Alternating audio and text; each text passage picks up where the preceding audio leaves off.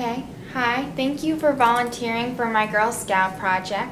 I'll just videotape you answering some easy questions about your life, and if there are any questions you want to skip or come back to, you just let me know, okay? Okay. Okay. What is your full name and age? My name is Charles Schuck, and I'm 70. That was 20 years ago. I'm 94 years old. Okay. And were you an immigrant or a natural-born citizen? I was born in New York City, so I'm a natural-born citizen. Okay. And were your parents immigrants? My dad immigrated from Germany in 1884, and he was naturalized as a U.S. citizen in 1914. Okay. What is your favorite childhood memory? Oh dear, that's kind of hard, really. It seemed to me like I always enjoyed mechanics, and my nephew, who was just 2 years younger than me, I was the fifth child in our family, and my oldest sister was 20 years older than me. So her son and I played together most of our lives, and we grew up together.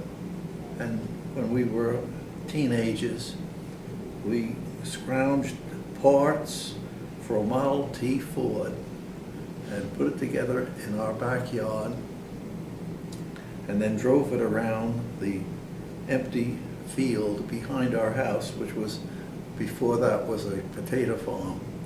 And but I can remember that very vividly. Okay. Where did you grow up, and what was it like living there? Was segregation prevalent where you lived? I was born in New York City, and I grew up in New York City, but the area in which we lived was very countrified. It was single-family homes. There were no apartment buildings in the area where we lived, and it wasn't much different than living in any other place. But I cannot recall any segregation problems. There were not many black people that lived in that particular neighborhood. It was primarily a German, Italian, Irish neighborhood. So you can see it was pretty well integrated that way. But with color, there never seemed to be any color problem. Okay. Have you ever met anyone famous or interesting? Well, it depends on what you call famous. And I spent my entire life in the aviation business. And I guess when I think of people being famous, I can think of them as being famous in aviation. And I recall Bob Hoover, who was an aerobatic pilot and who was very prominent in the field and very excellent in his work. I considered him great, but maybe people don't know who Bob Hoover was. So again, I don't think that there was really any famous person like Charles Lindbergh or say Babe Ruth. I've never met anybody like that. That's okay. That's still interesting. What's the most fun or interesting thing you have ever done? Well, I think the first interesting thing we did was to build up this Model T Ford and get it running and learn to drive. That was when Carl was 15 and I was 17 at that time. And well, we had a lot of help. Our neighbors helped us, and people gave us parts. That was a time when people no longer wanted a car. They took it to the woods where we lived and just junked it. And we would we actually found these parts. The engine we got from a gentleman that had one in his backyard that he thought someday he might use for a sawmill. And, but he gave it to us. And we got other pieces and parts from what we call junked cars, enough to make our own runnable automobile. So I consider that kind of a highlight in our life. Okay. Were you involved in any wars, or was anyone you loved involved in any wars? I was drafted in 1944 during the Second World War, and I was inducted into the U.S. Marine Corps, and I was very fortunate that I continued in my trade, which was aviation mechanics, and was assigned to an air base group in Southern California, where they were overhauling F-4U airplanes. And due to the fact that I had a mechanics certificate from the federal government, I was given a sergeant's rating and skipped kind of all of the duties that you would have if you were a private, up through to it being a sergeant.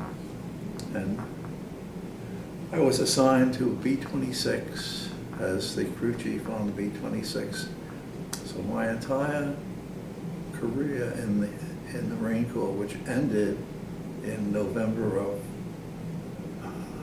1946, yes, was actually flying up and down the west coast of the United States with pilots that were getting their 4 hours of flight time, which was necessary for them to get flight pay. But they were returned pilots that needed to get this time, and we had the airplanes that they could pilot. So that was my Marine experience. Okay. What is the greatest injustice you have ever witnessed? Well, I don't think that I really ever witnessed an injustice.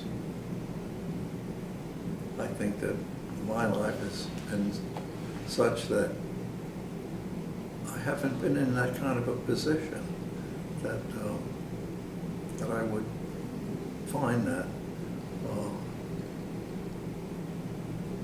I consider that I had a good life without any prejudice or injustices, but I'm afraid that I just don't know of any instances that I could give you.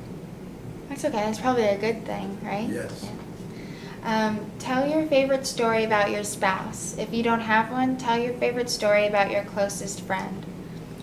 Well, Janet was my wife for 68 years. I knew her for 5 years before that. So you can see have known her pretty well. She was with me until 3 years ago, and then she went on upstairs. I met her in Sunday school, and she was just the only girl that I ever really loved. So she was the kind of a wife that always said, what's best for our family is what we're going to do. If we had to move because of my job, she was always ready and never caused any problems of wanting to stay home close to our family. And we never lived close to our family. We were married in 1942 in New York City and left the following day to go to Kansas City, Missouri, where I was working for TWA at that time. And since that, we never moved back near our folks any time in our life. The only time we came home was Christmas time, or when we had vacation. And she was satisfied every place that we ever went.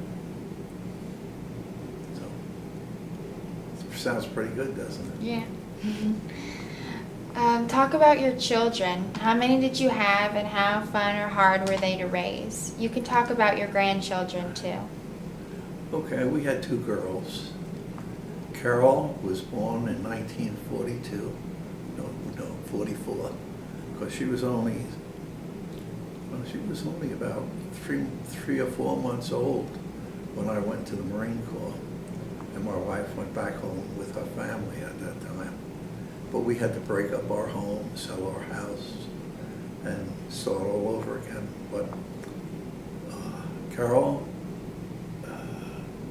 went on to be a school teacher and married a gentleman from IBM who was an engineer for IBM, and they had a career that brought them to Korea and Japan on assignment.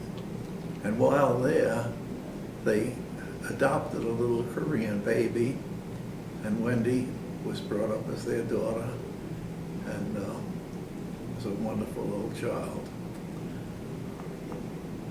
Penny was the second child, and she was born in '47. And she also had a career as a school teacher. She married Paul, her husband, and in her last year of Whittier College, which was against my wishes, that I said, you finish school first and then get married, but I didn't win that one. But she showed me that the last year of us schooling, she had better grades than she had any time previously, and she was a good student. So she showed me that it was not a bad move. I think Paul helped her a lot because he had a very photographic mind and could remember things that most people would forget. He went on to law school at Notre Dame and then became a lawyer for a short time, and then was appointed a judge in Michigan and has retired from that post now. But both of my girls did very well. They married good boys. Carol had 3 children of her own, plus Wendy, who was a little Korean girl, and Penny had 3 children, all of them doing very well. We have six great-grandchildren.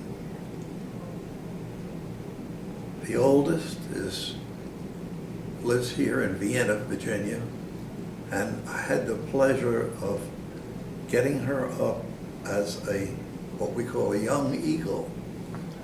I told you aviation is my whole life, but the Experimental Aircraft Association, which I was involved with, will take children that are from the ages of 10 up to 16 up for an airplane ride, kind of get them interested in aviation. And I did that with Elsa, my 10-year-old, and Kevin, who is Wendy's child. And he was 9 at the time. But both of them went up and became young eagles. That made me very proud of them. My life, of course, I said, was aviation, and I started and at the very bottom, and then became, when I went to the Marine Corps, I stayed with aviation. Then after that, we started a little airline that did not make it. And from there, I went with the federal government as a CAA and FAA inspector and put in 34 years there. Then I went with the Experimental Aircraft Association and put another 20 years as their Washington representative, which was very rewarding to me. So you see, all I can say is everything has been aviation to me, and Well, one of the highlights, of course, was when I was with the FAA. They had a slot given to them by the military at the Air War College in Maxwell Field, which was a one-year assignment, and it was equivalent to working toward a master's degree. And I was selected to take that slot, which was very, very nice, and I appreciated that. The only problem was that they really selected the wrong person because I didn't have any college degree at all. I went right out of high school to work as a mechanic, and so the credit I got was what I learned there, but I could not get a master's degree without a bachelor's degree, and there was no way we could work around that. But it doesn't make any difference. It was a good education. Okay. Have you ever broken the law? Well, that's, I'm sure we all were speeding sometime when we were over the speed limit at the time, and I'm sure that we passed a few red lights, but I've never been cited for anything. I've never been involved in any kind of anything that would be termed larceny or grand larceny. So I don't know that I have much I can offer there. That's okay. What is your favorite holiday story with your family or friends? Oh dear.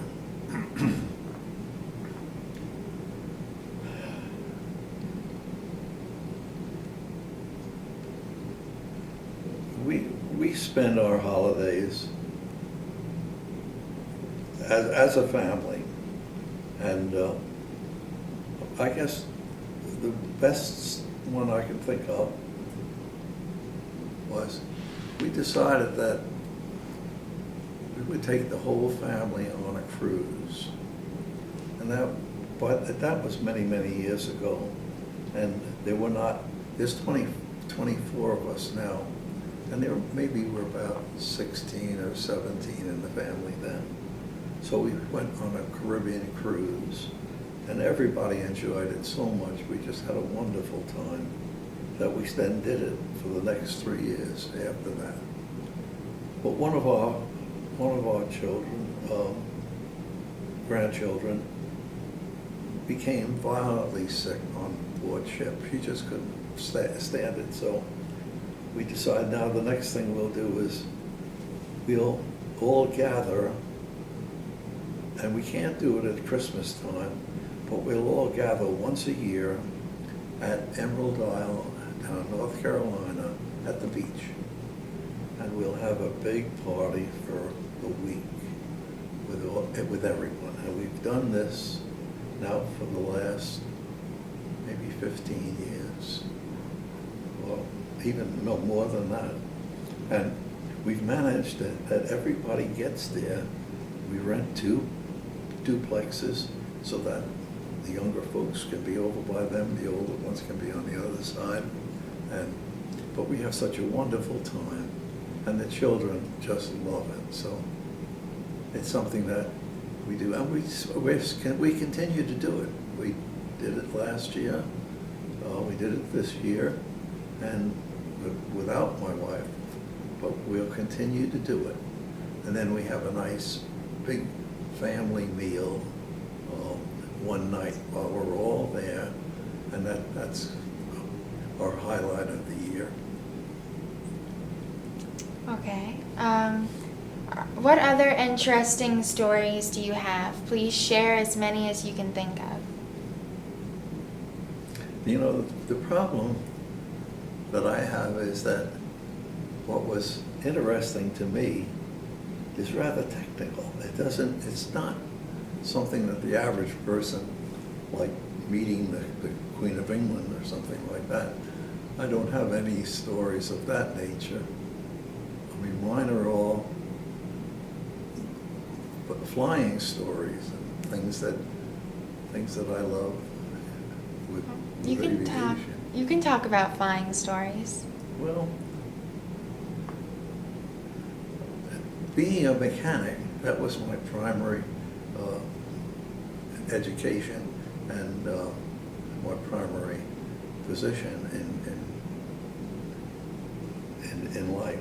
But it also gave me the opportunity to be involved in many different phases of aviation. Like when I was with the FAA, I was designated by the administrator of FAA to be the focal point for sport aviation.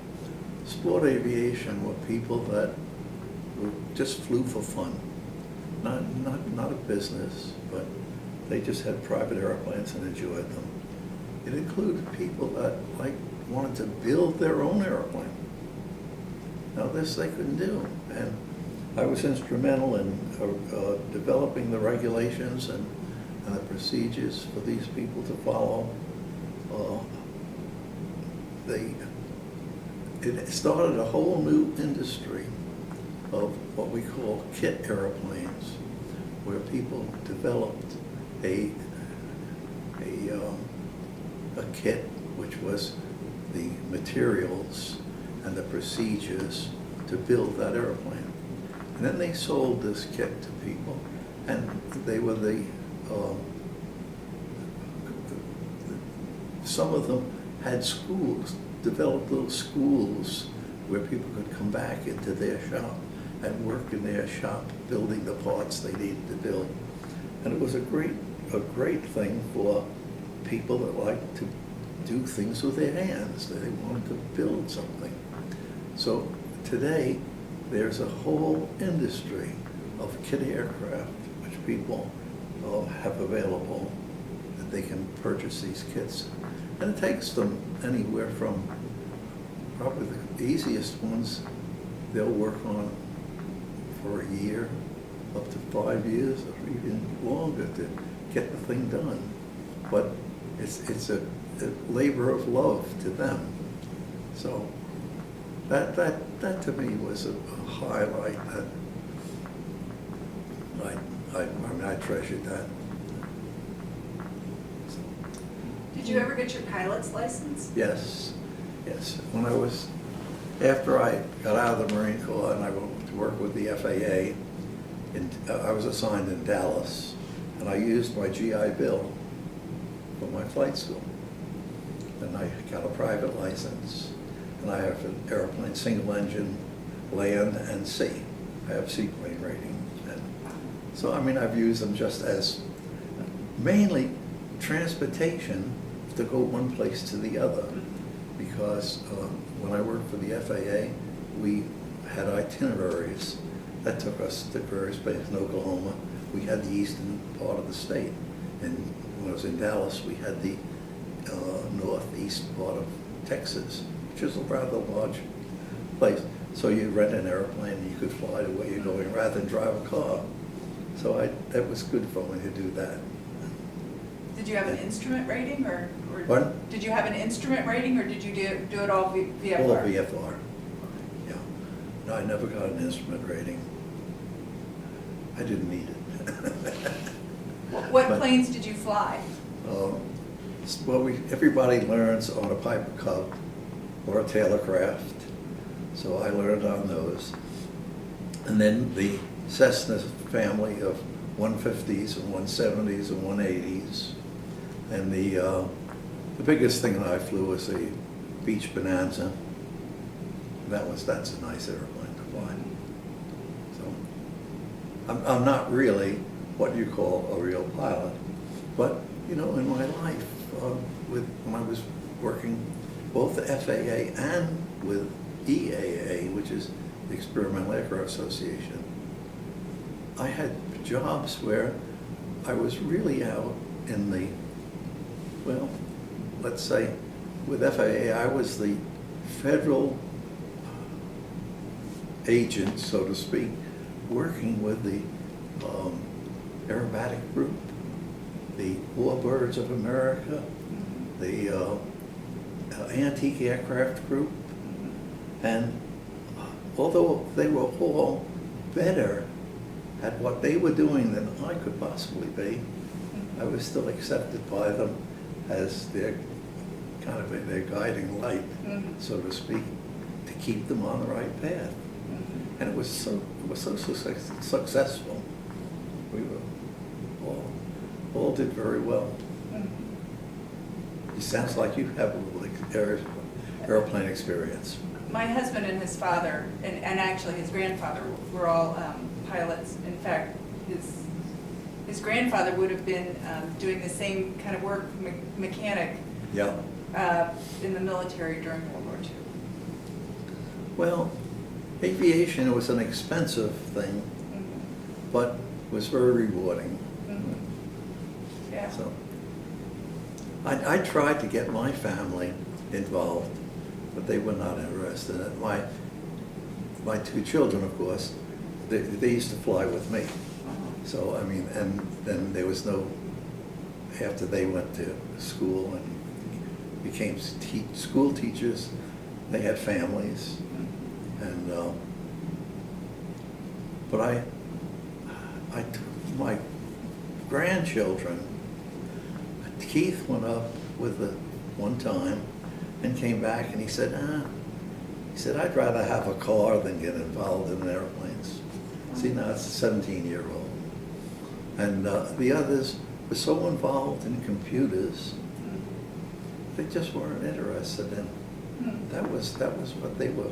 And they were all doing very well in computers. So I can't really complain. As I said, the two great-grandchildren had the opportunity to become what we call young eagles, which is great. And I think that both of them were interested, but again, depends on where their prime interest lies. And Elsa, who is the oldest great-grandchild, she's a great soccer player. She'd rather be on a soccer field than any place else. Kevin has got his nose in the books, so I don't know where he's going to end up. And the others are just little ones. So, but I've got a very lovely family, and there's just everyone gets along very well with each other, enjoy each other, and I'm real grateful for them. Okay. All right. Thank you so much. You're certainly welcome.